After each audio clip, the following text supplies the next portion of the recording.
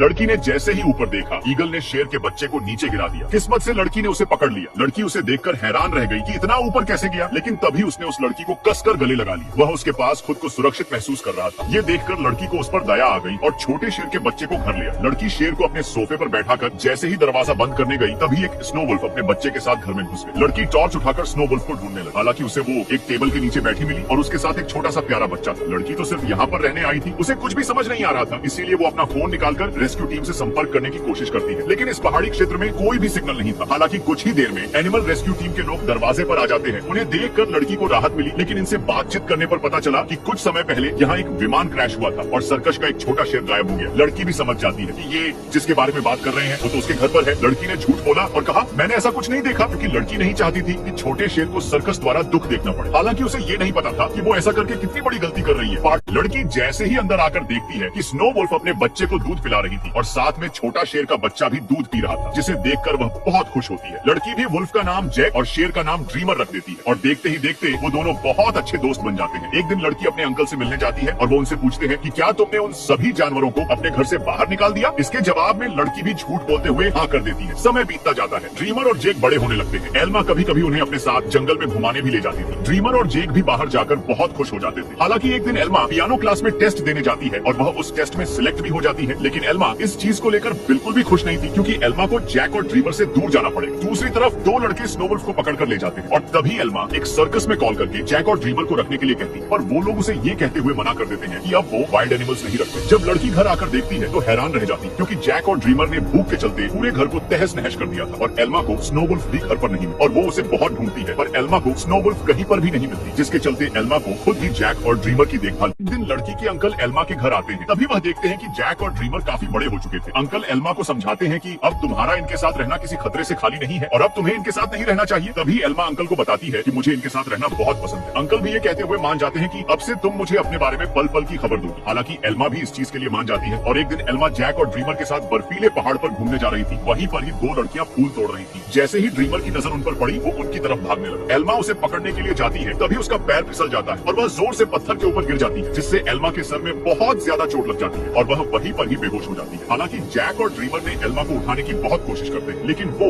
Elma को होश में नहीं ला पाए और वो दोनों मदद के लिए चिल्लाने लगे। हालांकि उनकी आवाज किसी ने भी नहीं सुनी, इसलिए वो दोनों थक कर एल्मा के पास ही बैठ गए। दूसरी तरफ अंकल को जब एल्मा की कोई भी खबर नहीं मिलती तो वह उसके घर पर जाते हैं, लेकिन उन्हें वहाँ कोई नहीं मिलता। वो दूरबीन लगाकर एल्मा को ढूंढने की कोशिश करते हैं, फिर भी अंकल को कोई नहीं दिखता और अंकल को लगता है कि एल्मा आज उन दोनों जानवरों का शिकार बन गई। क्या लड़की अंकल एल्मा को कॉल करते हैं तो उन्हें कोई जवाब नहीं मिलता। तभी अंकल अपनी दूरबीन लेकर एल्मा को ढूंढने के लिए निकल जाते हैं। हालांकि वो एल्मा को ढूंढते ढूंढते झील के किनारे तक पहुंच जाते हैं। तभी जैक को अंकल की आवाज सुनाई देती है और जैक भी अंकल की आवाज सुनकर जोर से चिल्लाता है। जैसे ही अंकल को जैक की आवाज सुनाई देती है, वो अपनी दूरबीन लगाकर देखते हैं, तभी उन्हें जैक और ड्रीमर एल्मा के दोनों तरफ बैठे दिखाई देते हैं। अंकल ये सब देखकर डर जाते हैं और एनिमल रेस्क्यू टीम को कॉल करते हैं, लेकिन उन्हें कोई जवाब नहीं मिलता। अंकल को न चाहते हुए भी फॉरेस्ट रेंजर को कॉल करना पड़ता है। कुछ ही देर बाद वो यहाँ आकर जैक और ड्रीमर को अपने साथ ले जाता है और दोनों को सर्कस के मालिक के हवाले कर देते हैं। हालांकि उनको भी जैक और ड्रीमर की बहुत ज्यादा जरूरत थी और एल्मा को इलाज के लिए हॉस्पिटल में भर्ती करवा देते हैं। तभी डॉक्टर अंकल को बताते हैं कि अगर वो दोनों एल्मा के पास बैठकर अपने शरीर की गर्मी नहीं देते तो एल्मा का ठंड के चलते बचना मुश्किल था। हालांकि कुछ ही देर बाद एल्मा को होश आ जाता है। वो जैक और ड्रीमर के बारे में अपने अंकल को पूछती है। अंकल भी उसे सब कुछ साफ साफ बता देते हैं। क्या लड़की जैक और ड्रीमर को ढूंढ पाएगी? सब एल्मा अपने अंकल के साथ जैक और ड्रीमर को देखने के लिए फॉरेस्ट रेंजर के पास आती है। तभी वो उसे बताता है कि अब वो एक सर्कस के मालिक के पास है। ये सुनकर एल्मा गुस्सा हो जाती है और चिल्लाते हुए बताती है कि मैंने उन दोनों को बच्चे की तरह पाला है और तुमने उन्हें बंदी बनाकर रखने के लिए भेज दिया। तभी एल्मा अपनी जिद के चलते उनका पता लगाने के लिए सर्कस के मालिक से कांटेक्ट करती है। सर्कस का मालिक एल्मा को बताता है कि वो एक जंगली जानवर यहाँ अपनी प्रजाति के साथ रहकर वो बहुत खुश है। अगर तुम इसे खुश देखना चाहती हो तो इसे यही रहने देना होगा। एल्मा भी उसकी बात मान जाती है, लेकिन वो अंदर ही अंदर ड्रीमर को सर्कस से बचाने का सोच लेती है, क्योंकि वो जानती थी कि सर्कस में सभी ड्रीमर को टॉर्चर कर रहे होंगे। इसीलिए वो शहर में लगने वाले सभी सर्कस में उसे ढूंढने लग जाती है। लेकिन वह ओलान के सर्कस को नहीं ढूंढ पाती, क्योंकि उनका सर्कस रोजाना अलग अलग जगह पर शिफ्ट हो जाता था। ओलान ड्रीमर को टॉर्चर करते हुए शो दिखाने लग गया। हालांकि एक दिन जब ओलान का सर्कस दूसरी शहर जा रहा था, तभी जैक अपने दोस्त ड्रीमर की स्मेल सूंघ लेता है, जिससे उसे पता चल जाता है कि ड्रीमर मेरे आसपास ही है। और रात होते ही जैक अपने दोस्त ड्रीमर को ढूंढ भी लेता है, जो कि सर्कस के ट्रक में बंद था। जैक उसे उस ट्रक से निकालने की बहुत कोशिश करता है, लेकिन तभी सर्कस